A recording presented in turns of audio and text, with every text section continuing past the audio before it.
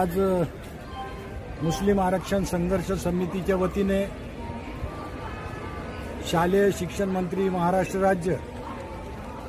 नामदार दादा भुसे यांना निवेदन देण्यात आले।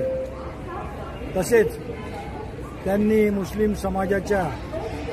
मुलींना बुरखा पद्धत ही शाळांमध्ये कायम ठेवून खऱ्या अर्थाने मुस्लिम समाजांच्या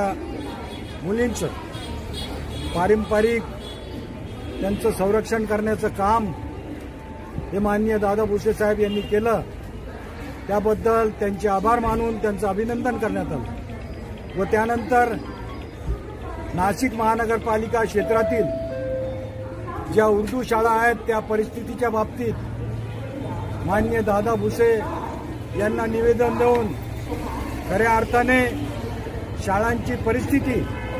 ही त्यांच्या समोर मांडण्यात आली व नाशिक महानगरपालिकेमार्फत चालवल्या जाणाऱ्या उर्दू शाळा याच्यामधील ज्या बंद पडत असलेल्या शाळा त्यांना सेमी इंग्लिशच्या शाळा करून आणि मुस्लिम समाजाच्या खऱ्या अर्थाने शैक्षणिक प्रगतीसाठी आपण प्रयत्न करावे यासाठी त्यांना निवेदन देण्यात आले व त्यांनी त्या निवेदनावर गंभीरपणे विचार करून आणि हा निर्णय येणाऱ्या शैक्षणिक वर्षामध्ये घेऊ अशा प्रकारचं आश्वासन आम्हाला दिलेलं आहे आणि पुन्हा एकदा भेटून आणि ते बाबत सविस्तर अशी चर्चा करण्याची त्यांनी ठरवलेलं आहे। म्हणून आज आम्ही मुस्लिम आरक्षण संघर्ष समितीच्या वतीने आमच्या संघटनेचे पदाधिकारी मुख्तार शेख, माजिद पठाण, बबलू शेख,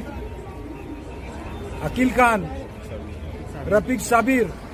सलीम खान या सर्वांनी मिळून आज निवेदन दिलं आणि आमची मागणी लवकरात लवकर मान्य करावी